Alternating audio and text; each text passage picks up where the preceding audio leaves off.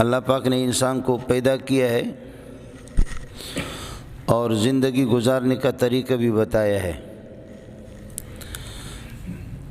اللہ کے حکم کے مطابق اور نبی کے طریقوں کے مطابق زندگی گزارے گا انسان تو زندگی اس کی میٹھی زندگی اور خوشگوار زندگی ہوگی۔ بصورت دیگر اگر اللہ کی ہدایت کے مطابق اور نبی کے طریقوں کے مطابق زندگی نہیں ہوگی تو پھر اس کو جہنم میں جانے کی ضرورت نہیں ہے۔ مرنے کے بعد قبر کا عذاب، آخرت میں پھر جہنم کا عذاب وہ تو اس کی ضرورت بھی نہیں ہے۔ اس سے پہلے دنیا کی زندگی اس کی خود بخود جہنم بن جائے گی۔ یہ کپڑے بھی اس کے لیے بدن پر ہے، یہ بھی جہنم بن جائیں گے۔ گھر کی چار دیواری بھی اس کے لیے جہنم بن جائے گی۔ بچے اس کے لیے جہنم کے داروغہ بن جائیں گے، اور گھر کی چار دیواری اور کمرہ وہ بھی اس کے لیے جہنم، گاڑی بھی اس کے لیے جہنم، رات بھی جہنم والی زندگی، دن والی بھی جہنم والی زندگی۔ انسان کو طریقہ بتایا گیا ہے، بلکہ قرآن نے یہ کہا کہ انسان کو سکون جو ہے نا، شوہر کو بغیر بیوی کی، بیوی کو بغیر شوہر کے سکون آتا ہی نہیں ہے۔ هو الذی خلقکم من نفس واحدۃ وجعل منها زوجها، وہ خدا کہ جس نے نفس واحد سے آدم علیہ السلام سے تمہیں پیدا کر دیا اور اس کی بیوی بنا دی، اور بیوی کے بعد لیسکن الیہا، تاکہ آدم کو سکون ہو بیوی سے۔ یہ صرف آدم نہیں بلکہ آدم زادوں کے لیے بھی یہی ہے۔ آدم نہیں، آدم زادے جتنے بھی ہیں ان کے لیے بھی یہ لیسکن الیہا۔ بیوی کا مقصد یہ سکون ہے۔ شوہر باہر جا کر کے ذلیل ہو جائے، جس طرح بھی محنت مزدوری جفا کشی کرے، پسینے بہائے، ٹھوکر کھائے، لیکن گھر میں آ کر کے اگر بیوی وہ واقعتاً اللہ کے احکام سے واقف ہے، نبی کے طریقوں سے واقف ہے، اور وہ کسی انسان کی بچی ہے، اگر وہ ہے مسلمان ہے اور خدا کو سمجھتی ہے، تو پھر تو شوہر کو بالکل ماشاءاللہ لیسکن الیہا سکون شوہر کو حاصل ہوگا۔ ورنہ میرے نبی نے عجیب بات فرمائی، اللہم انی اعوذ بک من امرأۃ تشیبنی قبل المشیب، خدا یا مہربانی کر کے ایسی بیوی نہیں دے دینا جو بڑھاپے سے پہلے انسان کو بوڑھا بنا دے۔ ایسی بیوی نہیں دے دینا کہ جو بڑھاپے سے پہلے، یہ حدیث ہے، اللہم انی اعوذ بک من امرأۃ تشیبنی قبل المشیب، بڑھاپے سے پہلے مجھے بوڑھا بنا دے۔ میں نے شاید آپ کو واقعہ بتایا بخدا، یہاں عصر کے بعد ہماری مجلس لگتی ہے تو لوگ آتے ہیں، کبھی 15-20 لوگ آ جاتے ہیں اس طرف۔ ایک بندہ آگے مولوی صاحب کراچی کے کسی بڑے ادارے کا فاضل اور فارغ عالم، ہم لوگ آپس میں گپ شپ لگا رہے بیٹھے ہوئے، اور وہ خدا کا بندہ دھڑا تو اس کا ہمارے ساتھ ہے، لیکن دل اس کا پتہ نہیں کہاں ہے۔ ایسے ہی لگ رہا تھا کہ کائنات کی ساری مصیبتیں اس پر آئی ہوئی ہے۔ میں نے کہا کب کہ آپ فارغ ہیں؟ عالم ہے، کس ادارے کے؟ تو اس نے ادارے کا نام بتایا کہ فلانے ادارے، کراچی کے کسی بہت بڑے ادارے کا نام بتایا، وہاں کا فاضل ہوں۔ میں نے کہا کب کے فارغ ہے؟ کہنے لگے 2016 کا۔ میں نے کہا اللہ کے بندے 2016 کا آپ فارغ ہے؟ 2016 کی شادی کی ہے؟ کہاں کی ہے؟ میں نے کہا 2016 کے آپ فارغ ہیں؟ ہم تو یہ ہے کہ اللہ آپ کا 85-86 کے فارغ ہے، لیکن اس طرح ذلیل نہیں ہے کہ آپ کی حالت بہت بری لگ رہی ہے۔ لگتا یہ کہ گھر میں بہت پریشان ہو،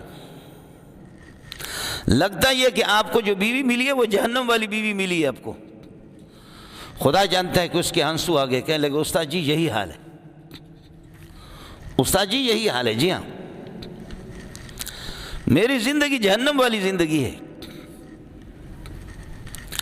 اس لیے میرے نبی نے شوہر کا بھی انتخاب بتایا، اور اللہ نے اور بیوی کا بھی انتخاب بتایا کہ انتخاب کرو۔ اذا خطب الیکم من ترضون دینہ وخلقہ، جب آپ کی بیٹی کے لیے، بہن کے لیے کوئی پیغام رشتہ آپ کو دے دے، اذا خطب الیکم من ترضون دینہ وخلقہ، اس کے اخلاق اور اس کی دینداری سے آپ راضی ہیں، فزوجوہ، اس کو شادی کرا دو۔ عیسائی چمڑی کو دیکھتے ہیں اور یہودی مال کو دیکھتے ہیں، جیسے کتا مردار کو دیکھتا ہے۔ ظالم کا بچہ تو پیسے والا وہ دیکھ رہے ہیں۔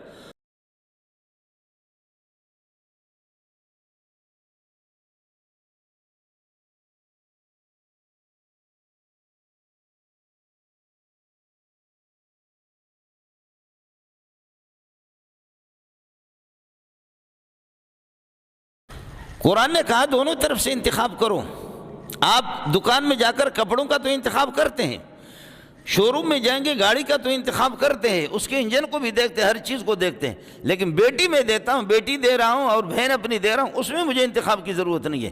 انا للہ و انا الیہ راجعون، میری عقل پر تو آپ ماتم کر لو اور کیا کر لو کہ میرے جیسے بدبخت قسم کا انسان کہ بس میں نے دیکھا کہ اس کے پاس پیسے ہیں۔ یہ یہودیوں کا طریقہ ہے، یہودی پیسے کو دیکھتے ہیں۔